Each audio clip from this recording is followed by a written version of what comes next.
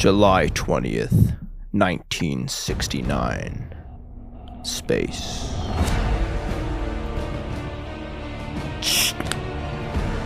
Neil, this is Mission Control. Looks like you're about to land on the moon. And, can't believe we made it. Come again, who is this? It's Houston, Mission Control. The guy's downstairs. I thought this was a crank call. That's good to know. It's good to know. It's good to know comms are still working. I am Roger that. I am approaching the moon. Fuel is looking low. Oh. Y-axis and X-axis are inverted, but I think we can. Hey Buzz, I think we can flip the radar up and down, and we'll move the chrome to the right, and should be good. That should be fine. Buzz Aldrin here. Yeah, but Buzz, you what? Yeah. What is that? I don't know. It looks like a little guy. Oh shit! Down there. He's waving to us. Who's that? Houston, there's a little guy on the moon. Shh. You guys okay up there? There's a little guy on the moon. He's jumping up and down. What? Wait, Neil, come again. I'm sure you're breaking up a little. I don't know how else to say it clearly. I'll say it slower, maybe. You open your fucking ears, Houston. There's a little guy on the moon. Somebody beat us here. Okay, well, you get a little closer, and we'll see what this is all about. Just a reminder, we are live to the nation. In about 2 minutes, we will be live. So just keep that in mind, fellas. Good luck. Houston, I can't speak to the world right now. My whole world perspective is flipped on its head. I thought there was one kind of guy, and I thought he was on Earth. Now you're telling me there's a little guy, and he's on the moon. There's a moon man. Oh, we're getting pretty close, Neil. The Firefox is locking onto the big old crater. Okay, we landed. Can we get out there and see this guy? Neil, again, just, it's a first... Houston, he's 4 feet max. He's okay. Yellow. He's like a goldish yellow.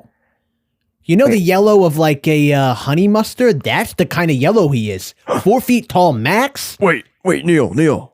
I don't see him. I think he went under the module.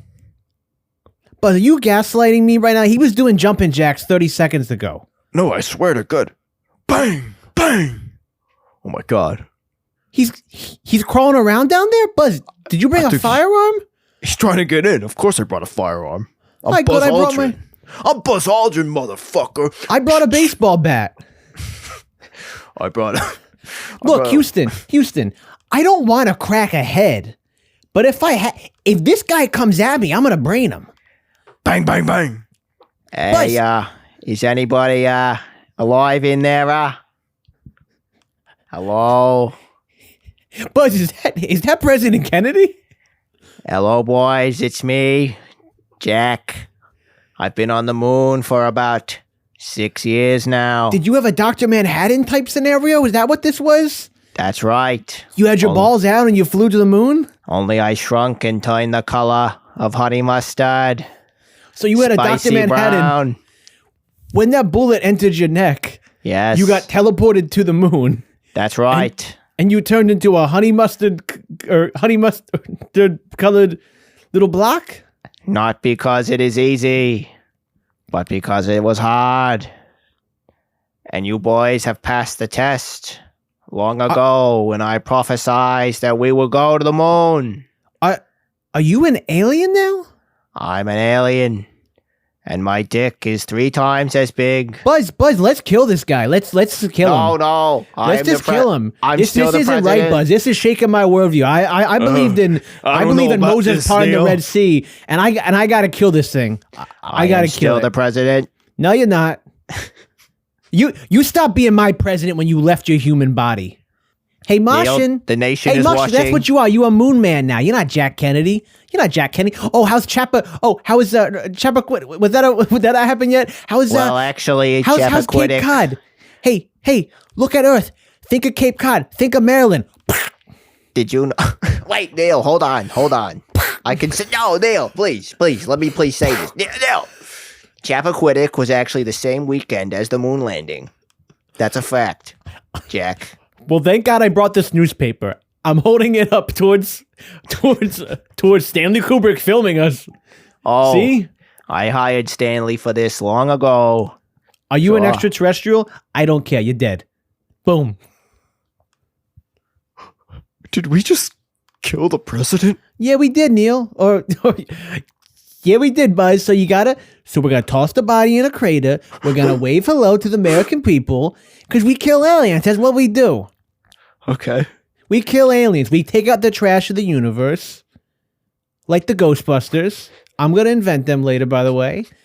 And we kill them. Neil, they're gonna play you off. They're gonna play you off, Neil. They're playing music on TV right now. They're fading out. They just pulled a K-pop Demon Hunters guy to me. Jesus Christ. Jesus Christ. The American people deserve to know that I killed the reincarnated version of John F. Kennedy. Space. The final frontier. These are the new podcasts from Shelf Warmers. Its mission, to explore space-themed movies on the shelf, to seek out both forgotten gems and box office flops. To boldly watch movies no man has seen before.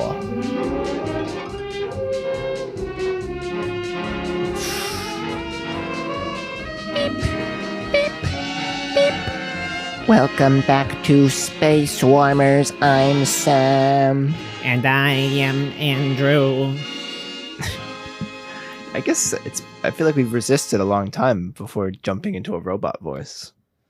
Oh, wow. Is this the first robot voice on the pod? I want to say it is. I don't think we've ever done robot voices. Who's the best robot? C-3PO? 3PO jumped to mind. I also thought about Fender, Robin Williams' character in Robots. I love Bender. I love Bender from Futurama. No, Fender from Robots. Yeah, I'm hearing the same thing. Bender from Futurama. Bender, baby. Bite my shiny metal ass. My only interaction with Futurama was a commercial that was part of my Simpsons movie DVD. Oh, wow. That's a deep cut. That was it. I was not watching Futurama beyond that little commercial. Ooh, now you can see my face. I feel like I was shrouded in darkness just then. Yeah, you were kind of ominous. I think the key to a good robot is I'm a robot, but I want humanity. Mm-hmm. I like when a robot's sassy. Like I like what's the block robot from Interstellar? He's chill. Tars. Yeah, Tars. Tars is good, but I think what makes C-3PO the best is that he's kind of like a prude. Like it's like fun that he's a prude robot. It is. There's so many things that are in Star Wars that are sort of strange, but because the movie is so iconic and obviously it's a huge franchise, but like having like an English butler character as the robot who's like a little fruity and he's sassy with his other robot companion. Yeah, who's like in love with a small person or a little person in a suit. Yeah. It's all very strange. Do you think George was aware that 3PO is like a little gay? I think George was aware of it. You know, he was growing up in the Bay Area in the 60s. So he was around. He was like, what if we make 3PO just a little gay? Can we just turn up the gay a little bit? Is Anthony Hopkins or not Anthony Hopkins? Is Anthony Daniels gay? I always thought he was, but maybe he's just sort of that sort of English, very posh. Sure. He's also like that. I've only ever like seen him in the context of like a comic convention. So it's hard to really get a read on somebody like that. Well, as always, this is the podcast where we watch and discuss space movies from roughly 2012 to 2020. Just for this month. Just this month. Can you imagine if we only did space movies? Oh, I don't know if I could sustain that. I really don't know if I could sustain that. I'm liking the groove we're in, though. I've been liking this little series. Yeah, so am I. I just don't have like a prolonged interest in space. I would agree. I love prolong's the word, but I never was as a kid. A space kid. Yeah, I was never a space kid. I never like wanted to know about the planets. I'm pretty content with what we have here. I will be honest, this movie that we're covering today has kind of piqued my interest, actually, in terms of space and, you know, what else is out there. But we'll get to that. Do you think you're going to go up on a Blue Origin flight? Me and Katy Perry and the lady from CBS. Oh, who? Gayle King. Yeah, I thought you were the lady from CBS. And I was like, was the president from CBS. of CBS? She's like on the CBS This Morning. Who would be the funniest crew to go up with you? Because it was Gayle King, Katy Perry, and then like, who are the most like irrelevant celebrities? Like it's you, like in Lil Dicky, and Anthony Daniels, Matt Lauer, probably Anthony Daniels. Yeah, Anthony Daniels, you and Lil Dicky, and you all come on the shuttle. We would have fun, the three of us. I think it would kill Anthony Daniels. Well, I'll tell you what. I think he's too British to go to space. I don't think I mean, even before we watched this movie, I was not cut out to go to space. But especially after seeing it, how intense it is to be catapulted out of the atmosphere into space is pretty trippy. But it's scary. Anyway, I'm sorry to cut you off, but this is not exactly a golden age. It's okay because I cut you off all the time. But it's definitely a time of high fertility for space. Yeah, it is a time of high fertility for space. I feel like there was like one fertile time, and it was this time. The space race? Yeah. Yeah, now no one gives a shit about space. Yeah. So fertile, in fact, that we didn't see many movies produced. If they're good, bad, or just meh, we're going to cover them all. Well, if it's been sitting on the shelf, well, Sam, it's time to take it down. What are we taking down today? Today we are taking down Damien Chazelle's 2018 Forgotten Masterwork? ? Oh, dare I throw that term around? Definitely in contention already for best movie we have watched on this podcast. And the movie is First Man. I told Bobby, my beloved grandmother, that I watched First Man, and she thought I was watching a movie about a first lady who was a dude, like Doug Emhoff. She's like, I never wanted to see First Man. And I was like, what do you mean? It's like an Andy Samberg movie? Yeah. I thought that was a movie about like a female president who has a first man. And I was like, no, it's actually much better than that. Would that be an interest? No, that would be the most boring movie ever. It kind of reminded me of Long Shot. Was that? Yeah. Kind of what that was? I feel like I've said this in the podcast before. I like Long Shot. And we will be doing it. No, it sort of is. It's more the premise of Long Shot is Charlize Theron, beautiful, eloquent. She's the president. Seth Rogen, fat, dumb shit loser. How can they fall it? She used to babysit him. She babysat him? Yeah. Oh. Yeah. I mean, she's like old enough that they could kind of make that work. And it's like, he's a slob. He's a piece of shit, but he's a journalist. the enemy of the state. But what if they fell in love? That would kind of be a long shot, don't you? Because it was like right before Seth Rogen got like uber powerful. I wouldn't even say more popular. He just gained so much cred. No, but I mean, he kind of got like hotter. You know, hotter is a better term. Yeah, like he has the beard like more trim now. His hair shorter. He let himself gray a little bit. He lost the weight. So this was like the last film of like the slob Rogen era. Yeah, slob Rogen. But despite popular belief, Seth Rogen is not in First Man. He can do it. He could be an astronaut if he trimmed the beard. I was thinking more like he could be like NASA Control, Houston. That too. He could be that guy. Something's wrong with the Eagle. But Ryan Gosling is in this, as is Claire Foy, the Queen from The Crown. Elizabeth.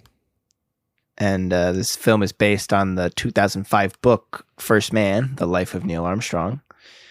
And as I already said, it's directed by Damien Chazelle. I think this is probably his most shelf-warmery movie. Yeah, Babylon is like... Cusp. It's outside our window, but I definitely it's outside think of our it's window, overlooked. but also it's very... it's just like a contentious movie. People have opinions on it. It's kind of like the Alec Baldwin of his filmography. People have opinions. Yeah. I mean, I brought up Babylon today, and people were like very split. Like, oh yeah, I actually like Babylon, and people were like, that ending. People are so turned off by the fucking ending of Babylon. I love that shit.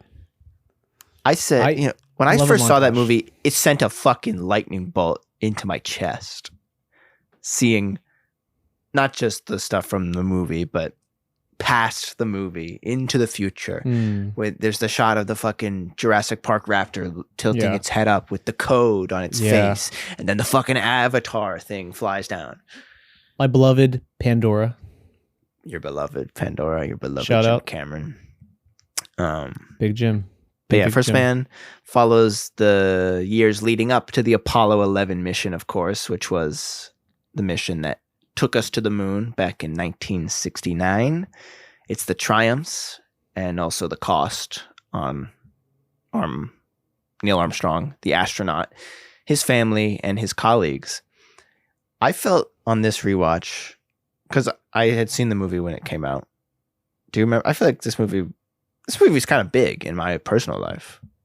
I don't know about you. Yeah. What do you mean by the...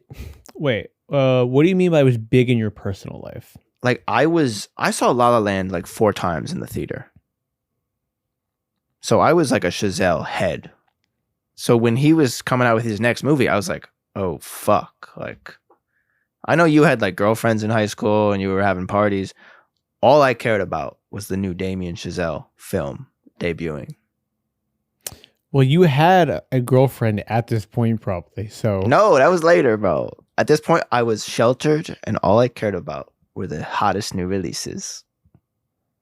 So, like, would you like go home from school, and like your parents would like, be like, "How was your day?" And you wouldn't talk to them, and you go and you like, and I would go just in the bathroom. I'd storm upstairs and lock the door, and I'd refresh Box Office Mojo. Yeah, I'd be in the bathroom. But we established your dad's a jock, so like you wanted your dad to think you were like maybe looking at a nudie mag. Yeah, but really you're refreshing Box Office Mojo, so you think you're a jock. I actually bought like vintage Playboys and had them in the bathroom for him to find and confront me about them, and I'd be like, "Oh my god, like those aren't mine." And as he's reprimanding me, I would have fucking Box Office Mojo. I'd be seeing the returns. And Entertainment Weekly fell out of the nudie mag. Your dad's like, and then I always knew. Shit got really complicated when he found that. Yeah, and your dad's like, I always knew, but. But no, I mean, I loved this movie when it came out. I don't think it fully clicked with me until last night's rewatch, frankly. Yeah, I remember being in the theater and like enjoying it, but this movie's scary. This is a scary movie. It's a thriller. It's literally a thriller. Is Apollo 13 this scary? No. Well, I don't remember it being scary. I have like 30 movies for my slate this week, but Apollo 13 is sort of the sequel. 10 times the normal amount? I did a lot of homework for this. I watched For All Mankind which is a doc from 1989. Which is big in your family. Well, they like the show. They like the. Oh, Apple I thought show. you meant the show. No, I didn't watch the show. With Joel Kinnaman, Captain Boomerang. Wait, let me lock in. Rick Welcome Flag. to the Suicide Squad. Captain Boomerang, Mongal. That sounds like Gorlami. What? Pitt in Inglourious Bastards. Oh, yeah. Gorlami. One thing we do is kill Nazis. But yeah, I mean, I remember this coming out. I saw it in IMAX at the now departed AMC Hamilton, which Bash might remember. But yeah, this was our producer Bash is also he's on the Zoom. He's in a dark space. So Rip. So Sam asked him that, and there was just only the void answered. And there's something ominous on Zoom about the muted sign, where it's just like a red mic with a line through it. Like was he silenced, or did we silence him? or did he? What? You know what I mean? I know what you mean. But I weirdly think Chazelle. Not that he peaked too early, but I think he was ahead of the curve with this stuff because he shot with IMAX cameras on this. If this came out today, if First Man came out today, it would be a huge hit. Oh, yeah. And people would be like, holy shit, fucking Chazelle, moon landing. But at the time, it was interesting. You know, he shot it. Yeah. He actually shot it on a bunch of... First of all, he's the youngest guy to ever win Best Director with La La Land. Impressive. Like 31, whatever. So this is his next movie. This is kind of his blank check movie. Originally, the movie was going to be Clint Eastwood directing, like in the 2000s. Yeah, that makes so much sense, and that also would have been... It would have been more Apollo 13. It would have been the Sully version. Not bad. Yeah, it would have been more Sully-esque. But then Chazelle was actually developing this with Universal and DreamWorks after Whiplash. Having Spielberg on as producer makes sense for that. A lot of Spielberg throughout, which we'll get to. But yeah, so he approached Gosling when they were doing La La Land to play Neil, and he was his first choice. Ended up getting him. I think it's top 3 Gosling performance. It's maybe his most subtle.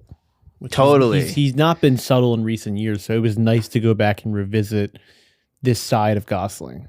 It was actually a very bittersweet watch. We're actually doing this film. This is our third Space Warmer film in celebration, in commemorating the release of Project Paul Blart. Yep. What's it called? Everyone has a weird fucking attitude on Project Hail Mary. I don't get why people are being so weird about it. Like, I agree. I'm a little sick of Gosling. Like, after the SNL performance 2 weeks ago, I was like, I feel like somebody told him he's really funny, and really he's just kind of funny. Yeah. And I was like, it's okay. You can laugh during the sketches, but like every sketch, man, like, come on. I feel like he kind of got a big head after the Beavis and Butthead. Oh, absolutely. I think that, and then him getting, and then him with the Oscar nomination for Barbie really was like, oh, he's a funny guy now. I'm like, he's not like that funny. Like, yeah, he's humorous. Like, I mean, he's hilarious in Crazy Stupid Love. Yes. I think Leonardo DiCaprio could do every role he's done, but he could never do, like, you know, Bob in One Battle or Ernest in Killers. Oh my God, no. You know what I mean? Like there's something missing from him in his quality as an actor that I was like, but I think he's like kind of funny. You know what I mean? But like he can't hit those heights of Leo. Yeah, he's very, very likable. But I've been talking with Nolan about this, our friend, and Christopher. Yeah, Christopher Nolan. Ryan Gosling is now playing the roles of Chris Pratt that he would play. And Chris Pratt is now playing the roles of Gerard Butler. Yeah. And then Gerard Butler is playing the roles of Stallone. And then Stallone is playing the roles of like Charles Bronson. Everything is trickling down. Yes. Trickle down filmographics. You got it. That's what we study here on the show. First try.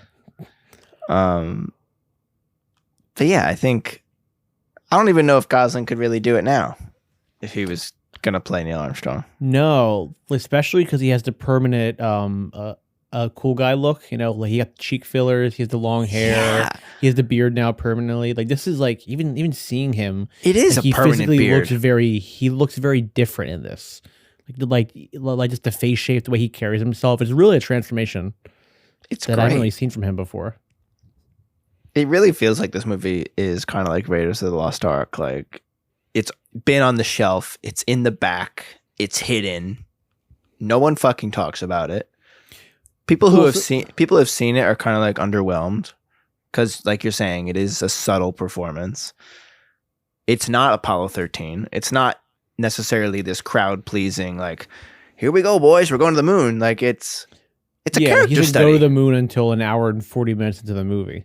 Oh my god, it's insane. Well, so I gotta ask this, and I'll kind of have it kind of tie into like the Where Are They Now section. But why wasn't this movie like an Oscar movie? It's very strange to me. Well, it kind of got like it got good reviews, and it's right after La La Land. For both Chazelle and Gosling, like they're hot right now.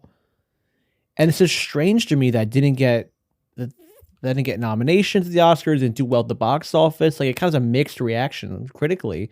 And I'm like, what just went wrong with this? Because to me, it's a fantastic movie, a fantastic performance, very subdued direction from Chazelle after he's shown how like big and flashy he can get. He's really holding back in this, but in a really in a strong way.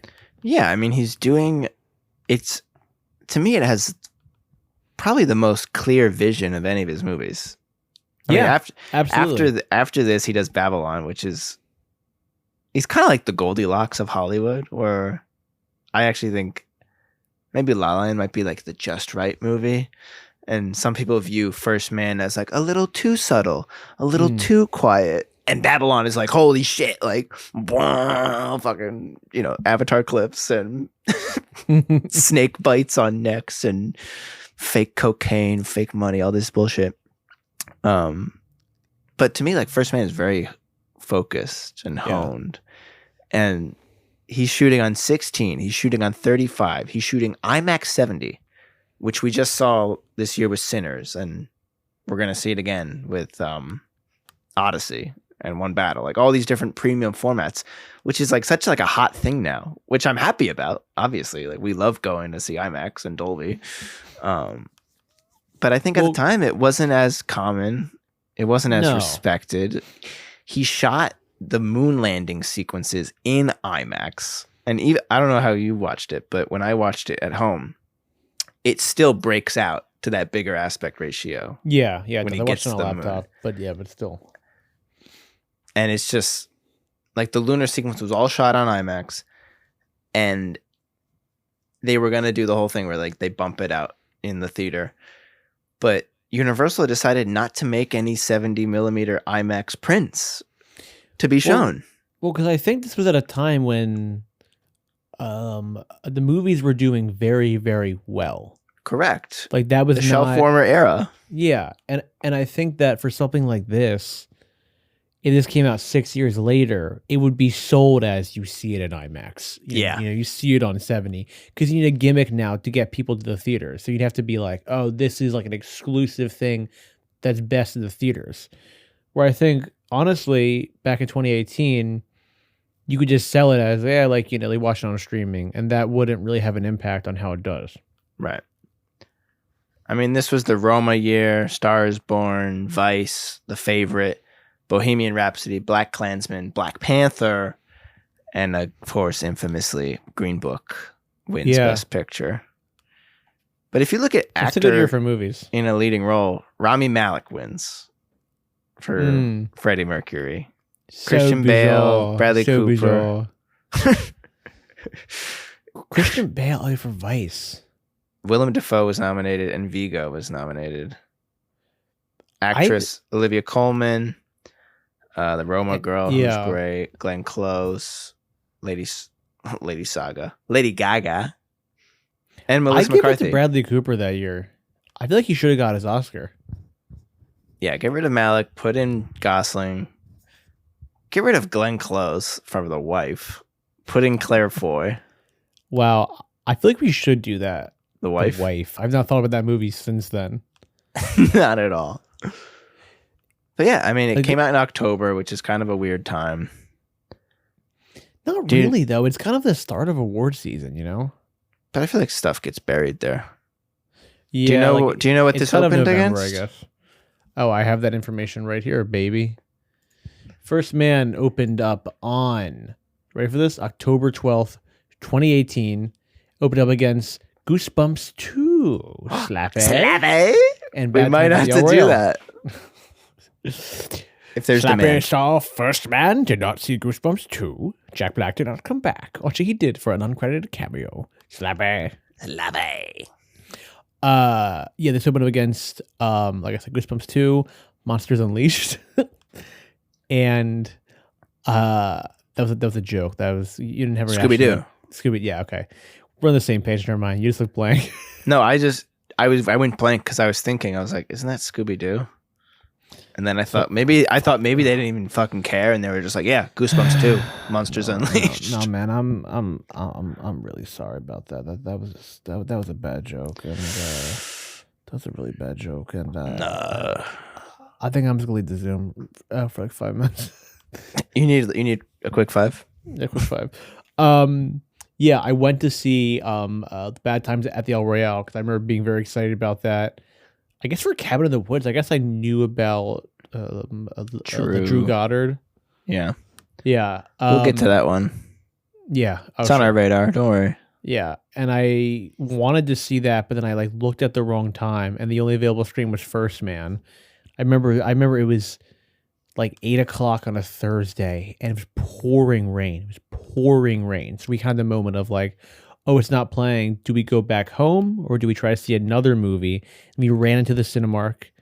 We saw it was First Man playing, and we saw First Man. And my friend Luca was with me, who actually now is an engineer working with NASA. So I'd like to think that I had a small part to play in sending our boys back to the moon one day. Absolutely. It sounds stupid to say, but watching it last night, I was kind of like, okay, like that's what an astronaut does. Like there's 2 parts to it. There's the physical, just sort of withstanding the elements that you're going to face, which is difficult. And then there's the other half where it's a very detail-oriented job. Yeah. Lots of data, lots of math, lots of, knowing the right buttons to press. But also, I don't think I realized it's great. It's hard to even think about and wrap your head around. The fact that we even went to the moon. Dude, I was thinking the same thing. 50 plus years ago. I know. When computers were the size of rooms and all the work was done, all the math was done by hand. Yeah, there wasn't even really color TV at the time. And the fact that out of the evil of American exceptionalism comes this drive. Miracle. Comes this drive that's like, we are going. And it's in the first few scenes of the movie, like, we got to beat the Russians. Like, it's not even like, let's go to the moon and explore. It's like, we got to beat the Ruskies up there. Like, we have to get a move on. Do you think it was fake? I think after watching First Man, it's impossible to fake. Yeah. Because, I mean, it's fun to think about because Space Odyssey is cool. And it's like, oh, yeah, maybe Kubrick. I don't know if it's cool to think about. That'd be kind of crazy if there was. I guess it's kind of lame if he just shot it on a soundstage. Well, I think I found this out. Again, I feel like we don't even have an appreciation of this. They were like the telecast the day they went up to the moon and landed on the moon was 4 hours. You think they produced a 4-hour movie with crazy special effects in 1969? Like, that would be insane. If anyone could do it, it's Stanley. Stanley. They killed him for exposing the Illuminati in Eyes Wide Shut. True. But the first scene of this movie, you're immediately grabbed. Like, Neil is hitting the atmosphere. He's in, what is it, like a fighter jet or something? Yeah, he's in like me think of like the opening of Top Gun Maverick. Yeah, like he's going up, up, up, up, up. He gets up to space. They always do the thing where like the fucking spaceship or the plane like stops and it's like, and they're like flicking the switches rapidly. Yeah. And it's like, come on, like restart. These switches usually work. Yeah. He flies back down to Earth. Chucky Yeager's down there and he's like, this guy's crazy. Like he might have just what it takes. But then he can crash a plane well with some space. Like no second is wasted after that. You're immediately kind of thrown into this family life. His family life with his daughter who's sick and dying. It will eventually pass away. Yeah, it's kind of like it's actually reminded me of kind of like a Pixar movie where you kind of open with this horrible tragedy and it kind of lingers throughout the whole film. Yeah. And then there's this beautiful, transcendent, emotional climax at the end of the movie. Men would rather go to space than go to therapy. Am I right, Miss Armstrong? Mrs. Armstrong? Right? Janet Armstrong. Yeah, Claire Foy plays Janet Armstrong. And what else has she been in? I'm not too familiar with her, but she's very good in this. I know she's in The Crown. I feel like she had another movie somewhere along the way. Did I speak on her role pretty quickly? The girl in The Spider's Web. Oh, so she's the remake. And she's in that Soderbergh movie, Unsane. Oh, yeah. She's also the mom in All of Us Strangers, which was pretty good. What were you going to say? Oh, she kind of has like a thankless role in this movie, which I want to talk about. Yeah. I guess I care about the wives of the astronauts, but when the space sequences are so engaging, sometimes it really does suck the air out of the movie when you have to go back to Earth. And it's not her fault. She's giving a great performance, but just the upset wife is not the most interesting the beat for her to play when it's these like tense like space simulations and stuff like that. I'm like, oh, I want more of that. But you need that grounding moment, and I think it ends up being a good payoff. But her scenes do kind of suck the wind out of the movie for me, by no fault of her own. I think she kind of transcends it just because she is such a spitfire, and Neil and hers relationship is so unique and specific. Apparently, the kids of the Armstrongs said that it's the most accurate depiction of their parents that they've ever seen. And they are really cute. I mean, they're dealing with this grief that they don't talk about, which we find out. And I saw some like IMDb review that I thought was just like, I feel like this was the general consensus of the movie, where the headline was, one of the most monumentous events in history turned into a depressing drag.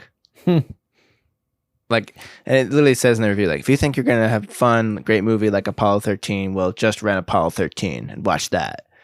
And it's like, close-ups were so close-up, they made you want to back right out of the theater. Like, this person is just not... Wow. Well, he feels strongly about that. This person is not engaging with the style of film, but...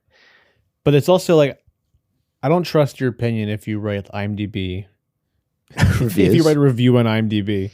Like, something's wrong with you. I write for IMDb. Oh, something's wrong with you then.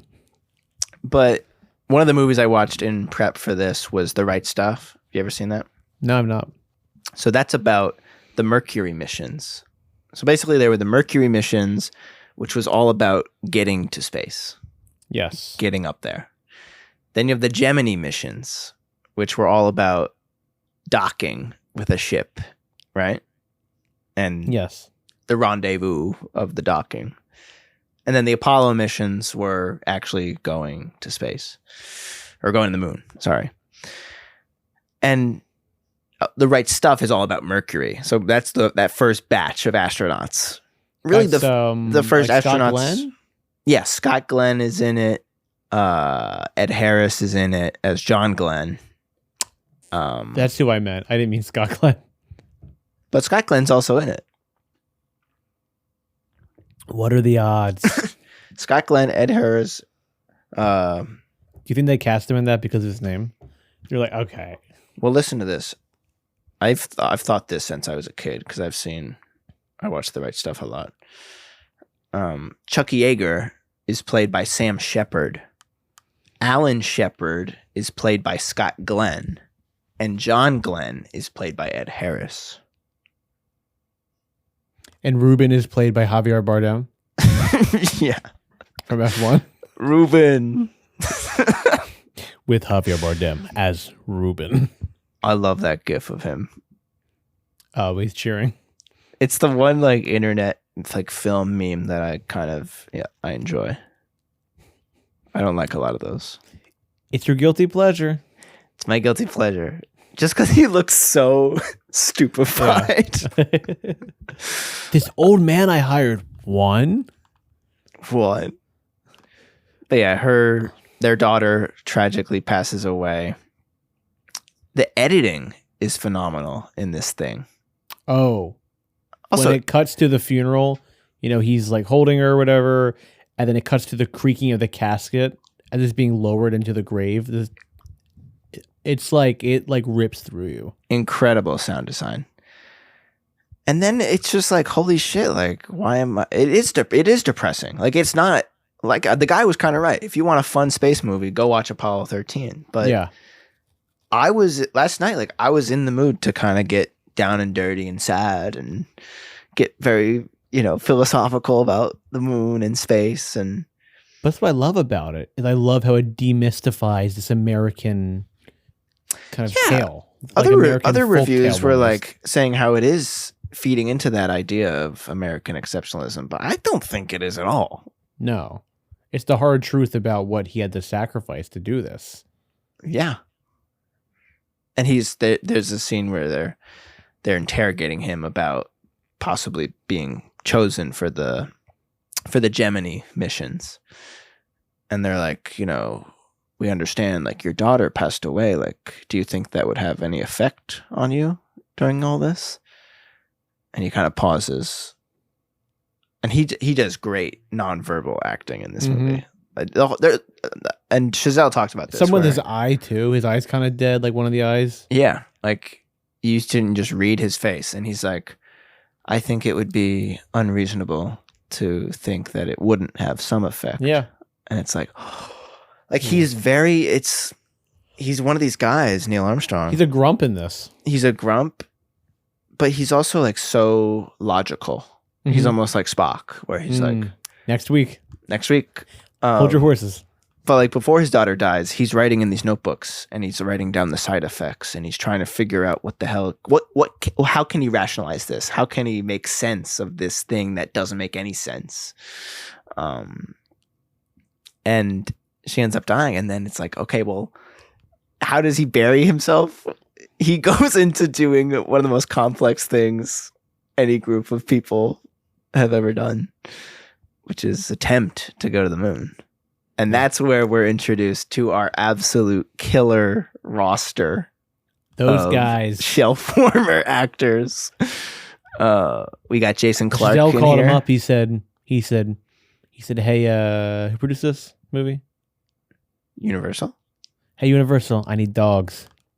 I need absolute animals. I need dogs.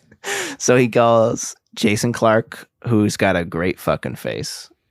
Has a real 1950s face. I fell in love with him in this movie. Not him, but like his face. Like, like when he's walking. I just want to kiss it all over. I just want to kiss Jason Clarke on the face. But like, was that Freddie? Who was that? I just want to kiss Jason Clarke in the face, bitch. But there's a scene where him and Neil are outside. Also, I'm calling him Neil. I'm really not calling. I don't think of him as. I feel like sometimes we do these shelf warmers and it's like, oh, Gosling does this. And Chris Pratt he wakes up Jennifer Lawrence. But he's not Ryan Gosling in this. Like, he is Neil fucking Armstrong. But like, yeah, he's got a great 60s face. Actually, he ironically goes on to play Ted Kennedy in Chappaquiddick. Wow. Another Shelf-warmer. We got Kyle Chandler in here, who we love. So good. As Deke Slayton. My favorite beat with him is when, is it Ciarán Hinds? Ciarán Hinds. Yep. He's reading off to Kyle Chandler what the obituary would be for the men if they died in space. And he reads it to Kyle Chandler. He's like, "Oh, is that okay?" And Kyle Chandler is like, "I think that's good." Again, something that is totally lost on us. The idea that them going to the moon was not a sure thing.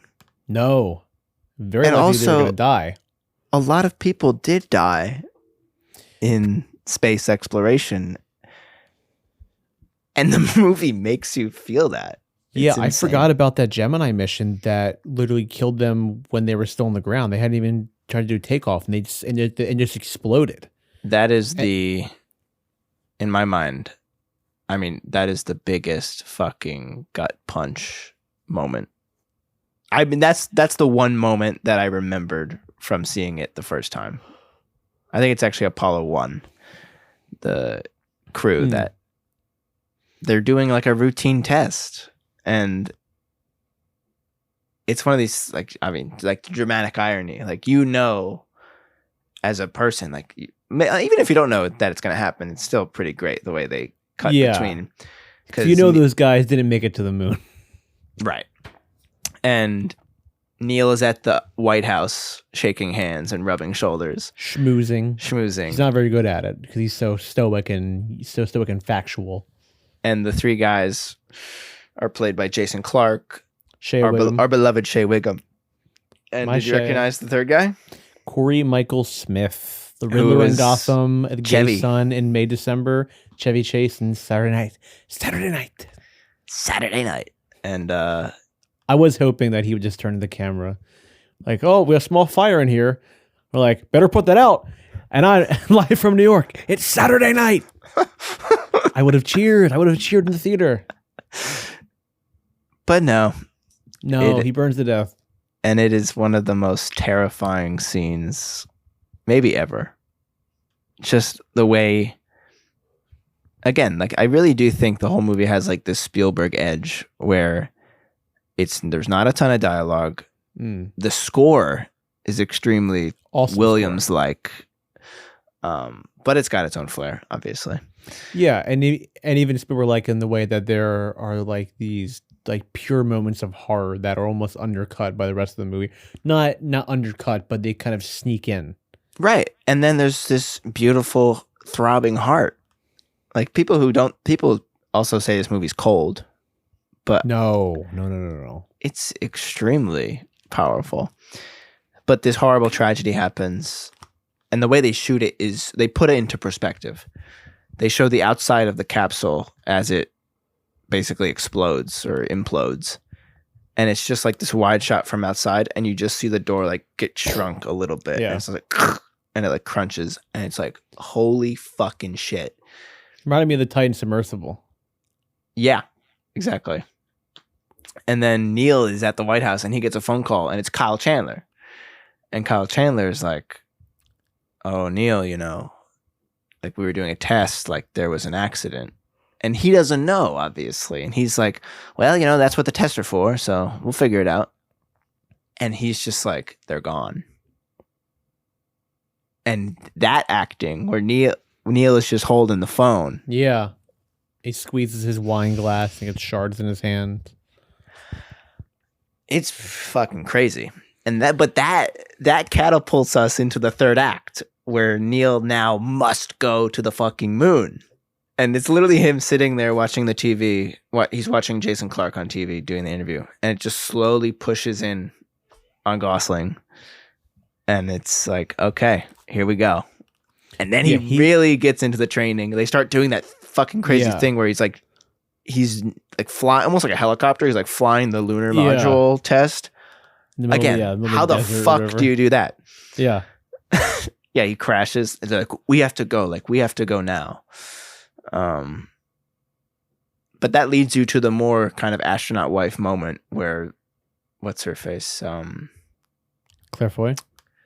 No, Olivia Hamilton, Chazelle's wife, who's also an actor. Oh, I did not know that's who that was. Yeah, she's in La La Land. Jason Clarke's wife, you're saying? Yeah, Jason Clarke's in the movie. And they all live in the same neighborhood as astronaut, which is always cool, I wives do. That's kind of like And the wives are always terrified, obviously, for obvious reasons. And there's a scene of Jason Clarke's wife just standing by the car with the trunk open, like a ghost. And Claire Foy kind of goes out there and she's like, "Oh, honey, like, sweetheart, what are you doing out here?" Yeah, it's like it's this like weird form of like military wives, right? Which is kind of interesting to me. But it's almost heightened. I could have used a little bit more of that, and maybe a little bit less of like solo, like Claire Foy stuff. Yeah. Maybe just like the community, because I'm very interested in that like sisterhood that they form. Like it's like a sisterhood out of necessity and fear. Mm-hmm. I mean, there's so much. This movie's just so rich with history, dense, filmmaking techniques. Like I said, they shot on 16, 35, 70 IMAX. Wait, so what? So like all like the family home stuff is probably 16? The home stuff is 35. The stuff inside the training facilities and the little capsules, that's 16. That's 16. And then he saves the IMAX for the lunar landing, which is fucking insane. It really does blow you away when they get to the moon and you get the IMAX shift. Like you're fully like, wow. And part it's easy to say, but I was quite wowed. But Chazelle, like, he's a hardcore movie guy, so he wanted to do all of this shit practical. So the shaking and the moving and First Man was shot without the use of green screen. Instead, LED displays, almost like the volume. Before the volume was a fucking thing. Like Chazelle, I swear to God, Chazelle is secretly been on the pulse for a very long time. Do you know who's in his next movie? Daniel Craig and Cillian Murphy. And Michelle fucking Williams. Wow. Venom Zone. He'll be back. He will be back. Venom Zone. What? Who? Venom Zone. Michelle Williams. Yeah, she's in Venom like 1 and 2. Damn. The more you know, dude. I gotta check my privilege. I didn't know Michelle Williams was in Venom. Have I ever told my Venom story in the podcast? I don't think so. How I was at the movies with a group of people. You might have been there. We were seeing the Venom Let There Be Carnage. Yes. And right before the movie starts, I turn to this guy and I'm like, "And let there be carnage." And he just repeats what I said and yells it out to the theater, "And let there be carnage." And the whole theater laughed. And I was like, "Oh, you literally have no shame." And this was a guy we knew, right? Oh yeah, this guy we know and don't like. Oh my God, I remember that. That was honestly a better judge of his character. Oh, absolutely. We should have cut him off then. Because 1, you're just gonna blatantly take the joke I just made to you for the laugh. 2, don't yell shit in a movie theater. Yeah, what are you trying to prove? What are you trying to prove? That random guy behind me who I can't see, he's really funny. Always chasing that laugh. It's like in Seinfeld when George wants to be like a comedian in the movie theater. Yes, yeah. And it's like the Hindenburg is going down in the movie and he's like, "That had to hurt." And he gets a big laugh. But then he's so sick, he goes back to the second screening to do another set. I bet this guy also did that. Yeah, he was there all week. He was chasing it. Something else I liked about this movie. I love the handheld. I was going to say, it's a complete departure for Chazelle to go from this sort of pastiche, artificial La La Land musical into a doc-style, handheld, almost D.A. Pennebaker type movie from the 60s. Yeah. I love how it feels to be inside the spacecraft. It feels tight. It feels like nauseating. There are several scenes where they're just spinning and shaking, and you like feel like you were in that chair with them. One of the scariest moments in the movie, I'm not sure what the mission was, but it's like the first time Neil has been in space. Do you know what I'm talking about? Yeah, it's him making and contact with the other ship to see if they can. Yeah, they're doing the docking. That. Yeah, and it's with Christopher Abbott, who is just in. He's a chameleon, dude. He's great. I didn't realize that was him until like halfway through the movie. He was just in Testament of Anne Lee. He was fantastic in that. Also featuring the star of Bad Times at the El Royale, Louis Pullman. Oh, it's faded. Louis Pullman, who was on stage with his daddy last week in the most awkward Oscar bit. I didn't maybe think ever. I hated most of the presenters that night. Yeah, the bridesmaid stuff was good. I thought Kumail was good. Kumail was funny. Yeah, he was very good about handling the tie. Yeah, he's like, okay. Imagine if he this is how it's gonna work. La La Land, or sorry, Moonlight. I mean, La La Land. Yeah, Warren Beatty looking at the envelope, clearly like, this isn't right. Crazy Faye Dunaway. Oh, Warren. My La La Land. But there's the scene where they're doing the docking and something goes wrong. Yeah. And they successfully dock and it's like, yeah. And they're kind of hanging around and then they start spinning. They start fucking spinning. Just they're rolling freaking and rolling out. and rolling to the left and for like 5 minutes. It's insane. And the music is going, the sound is going. And Mission Control is like, they do the calculations and they're like, they will lose consciousness. Like they will pass out in 40 seconds. Yeah. And meanwhile, Claire Foy is at home listening on like the little radio that they give her. To cut it. And Kyle Chandler's like, cut it. And the guy who actually cuts the feed is one of Neil Armstrong's sons. Little cameo. Wow. That must be weird. Yeah. So they cut the feed and it's my like mother's trauma. Yeah, like they're gonna pass out in 40 seconds. Yeah. And Abbott does pass out, and then Gosling also kind of does, has to wake himself back up. You're like, what are those moments of like human survival? You're like, geez. And you really understand. You're like, oh, he wasn't just a name in a hat, Neil Armstrong. No, yeah. Like he was the fucking man. Like he was the first man. I was thinking about that too when you see all those guys who start the program with them. Yeah. And so many die, and you're like, yeah, this really was like a survival of the fittest type situation. Yeah, he loses his daughter. And then the second loss is Patrick Fugit, the kid from Almost Famous. Yeah. Who dies in a plane crash in the film. And that scene is just brutal too, where he dies.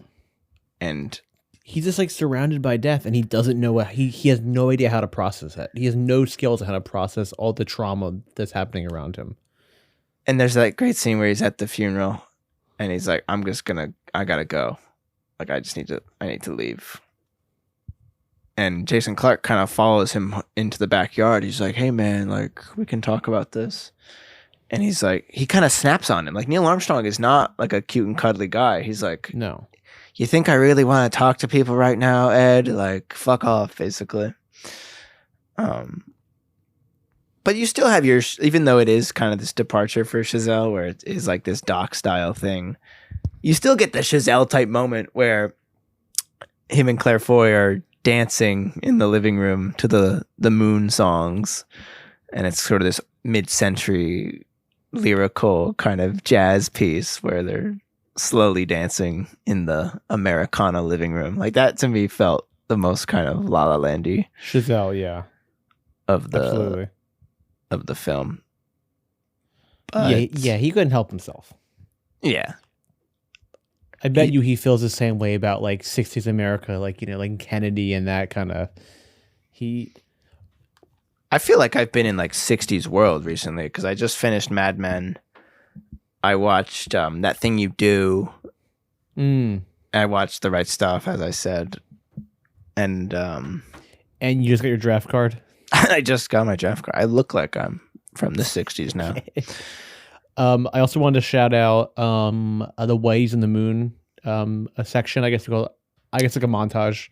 Yes, the Gil Scott-Heron song.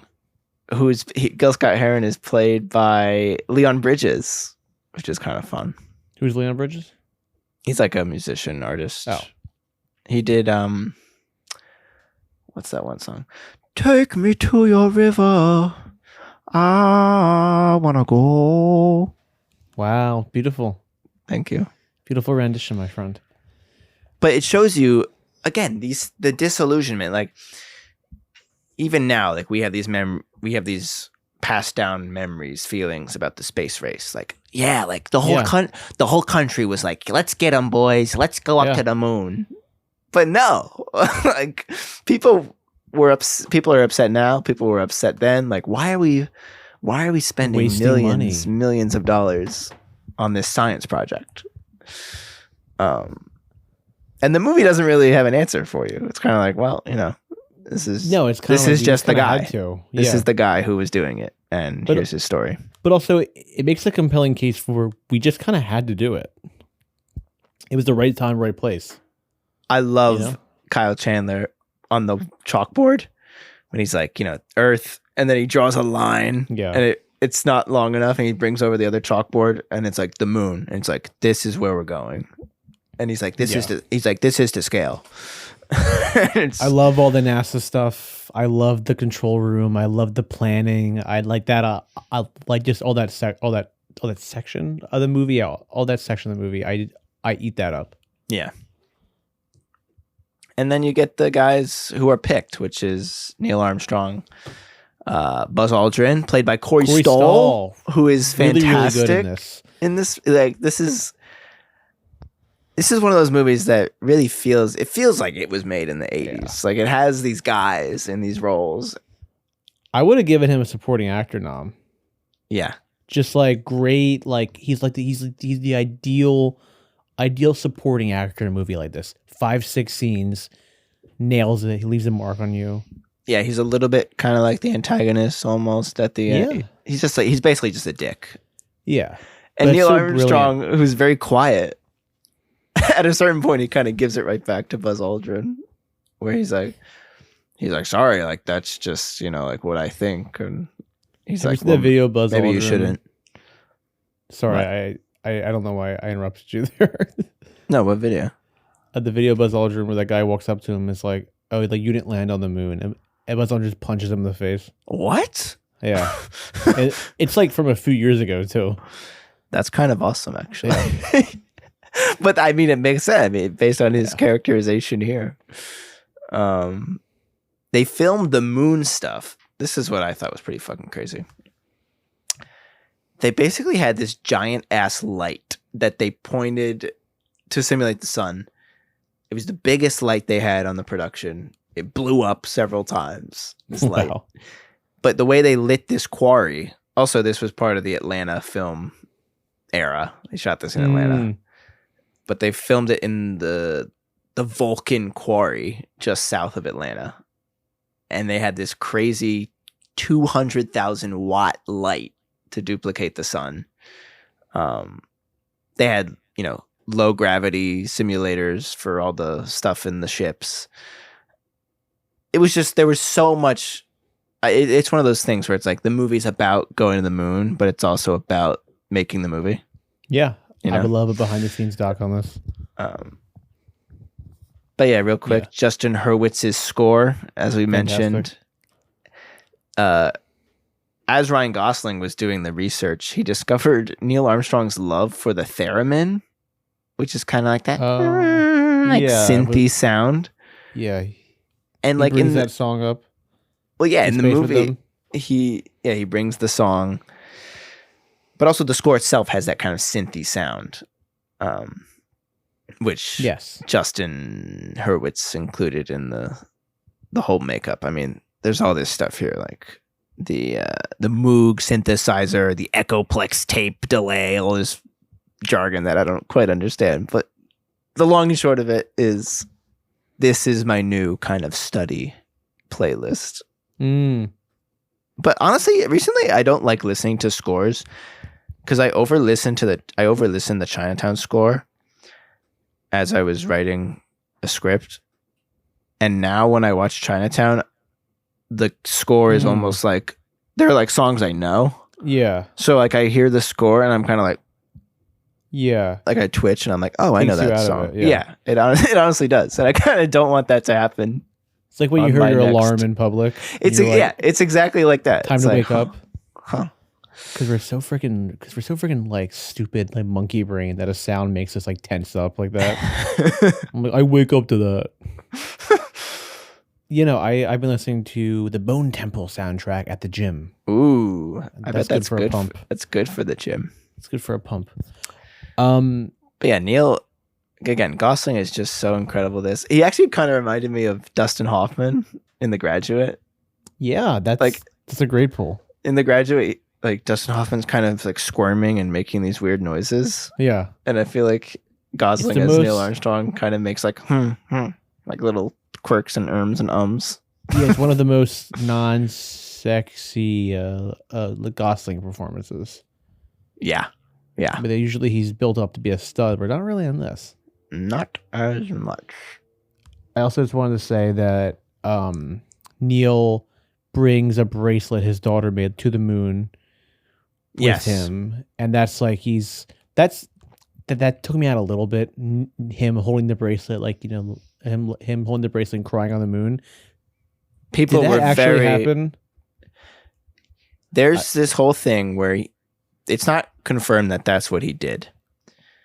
It gives the film a nice sort of arc. Correct. But Neil Armstrong did wander off on the moon to this crater for several minutes, and no one knows what he did or why he did it. Wow. Which is kind of scary. But like you were saying, like there are these weird sci-fi elements. He was farting. He just took a massive shit. He was worried to get through the suit, so he wanted to fart in peace. Yeah. But there, especially at the end, there becomes this very strange, almost like Alien, like Ridley Scott Alien. Yeah. Where space does become truly terrifying. Yeah. But there's something so powerful about, like, I just love the gesture. Like the cinematic gesture. Sure. Of him letting her go. It would be better though when he's further than anyone has ever been. Yeah. If he was thinking of her though, and instead of like her and like the family montages again, he just saw like Avatar, like in Terminator 2 and Jurassic Park, the montage. the greatest pieces of cinema. I mean, who knows? I hope Damien can have a little more restraint next time. I hope there's a montage in every movie. I used to be a huge Babylon guy. Like I would ride for Babylon. Like, oh my God, Babylon. But my last rewatch, I was a little sour on it. So I hope he can bounce back. Well, first it's sour, then it's sweet. So true. Yeah. Incredible final scene. Once Neil, it pretty much wraps up pretty quickly once he gets back. They cut to, of course, Kennedy giving the speech. Classic. From the past. And then he's in Walter quarantine. Walter Cronkite too. We got our guy in there. Our boys, Jack and Walt. And you get the Damien Chazelle thing where the two characters just look at each other and don't talk at the end of the movie. And it's fucking awesome. Yeah, it's kind of actually like the end of Annihilation. Ooh. Is that really Gosling? Did he really come back? Again, how terrifying it must have been. Or was he the Shimmer? I needed to give that movie another shot. I was in a bad mood. I liked it. Yeah, it happens. It happens, man. I feel like it happens a lot with you. I had a fucking stick up my ass watching this, and I was just in a pissy mood. Let's record. Let's roll. Well, and this is proof that a good movie can change me, because I gotta be up in like 5.5 hours and I'm still fucking talking about First Man. So, but point me, I watched it in 2 sittings, and that did not have an effect on how locked in I was. So that's major props to this movie. I had a great time watching it on my 4K OLED. I bet you did. The blacks were true black.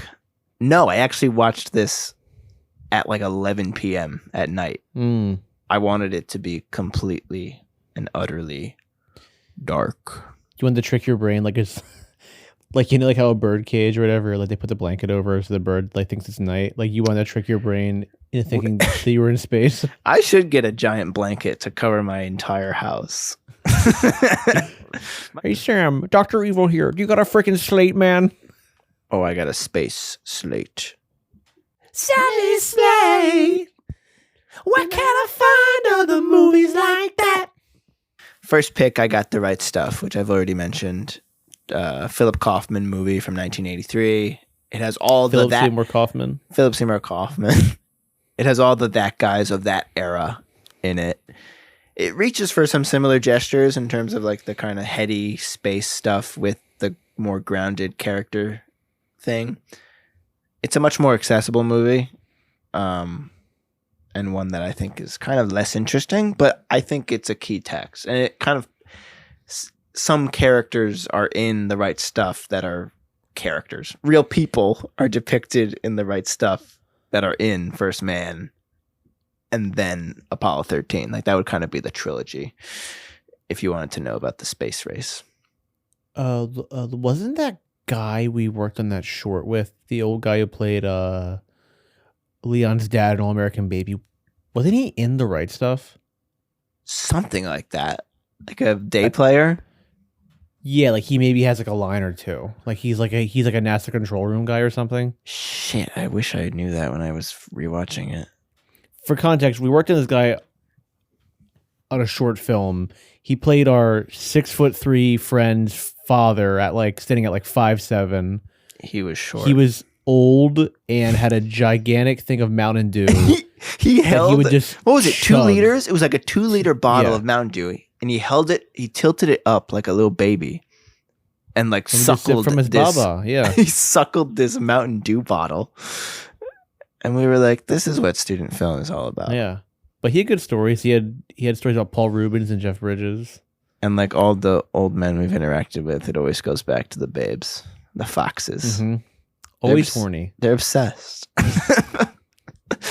Anyway, slate pick number 2 here. I've got Close Encounters of the Third Kind. Tying into Disclosure Day. There were just moments in this movie where I think it really transcends. It might not be your cup of tea, but there are moments where it really transcends to me to that Spielberg realm, where the score and the visuals and the acting and the heart of the movie are all kind of singing at once. Yeah, and I think it does kind of reach that Close Encounters feeling in my chest. Yeah, Spielberg has this ability to make everything feel so natural and easy, and also more. Yeah. More textually, there's the scene where Neil is in the ship and like the gravity like sets in and all the shit in the ship kind of like crunches in, like the lamp like moves against the wall. And that sequence especially kind of felt like Richard Dreyfuss in the truck at the train crossing when the lights are going like crazy and all the shit's flying out of his car. Yeah. And last one here, I've got a movie that I think obviously got its due, but I saw a lot of shades of Oppenheimer in First Man. My eyes see Oppenheimer.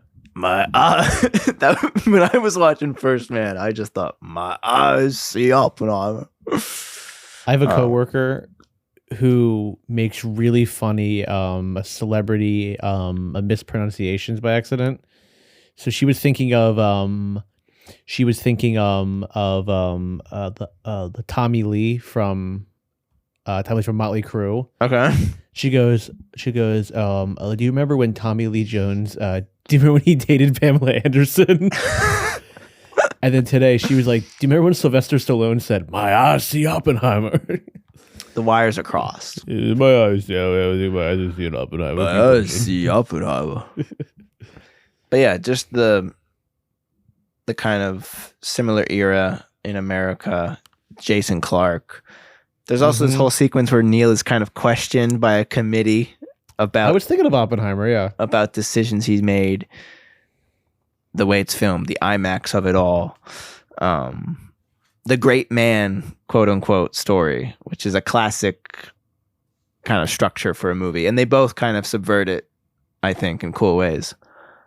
And again, I think First Man would be a huge fucking hit if it came out today, ironically, even if it was less than 10 years ago. I think so too.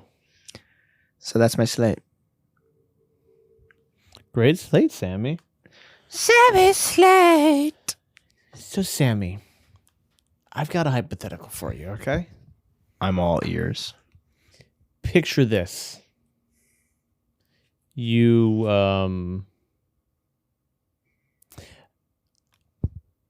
the more I've done these hypotheticals, the more I feel like I have less and less of a grasp of what I'm actually asking and like what the consequences are for each one. I have this here written in my doc. It says, rating, would you take this off the shelf or would you let it collect dust?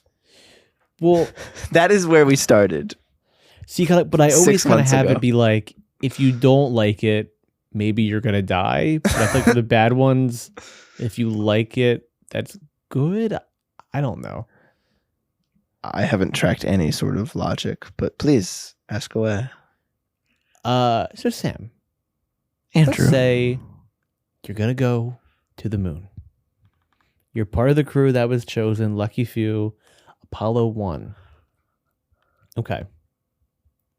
Would you rather combust?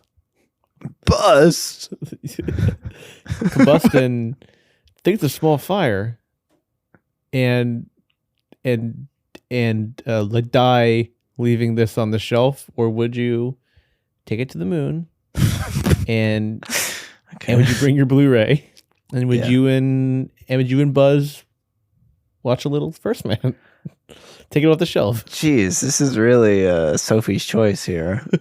I think I'm taking my Blu-ray up to space with Buzz and we're just gonna rip First Man in space. Great movie. I was thrilled. I cried. I laughed. Like all the emotions. You cried? I cried, yeah. Would you cry? The bracelet. It got me. So you felt connected to him. I did. We are crying the same tears, my friend. Yeah, I'm bringing it to the moon. I'm going to the moon, baby. I'm not combusting. No busting is happening. But I guess it does make sense because some movies are so bad I would rather die than watch them again, I guess. That's what I mean. Yeah, that's what I mean. Yeah. I'm going to space. That's a horrible way to die. Oh, the worst. I'm not going to the Titan submersible. I am going to the moon.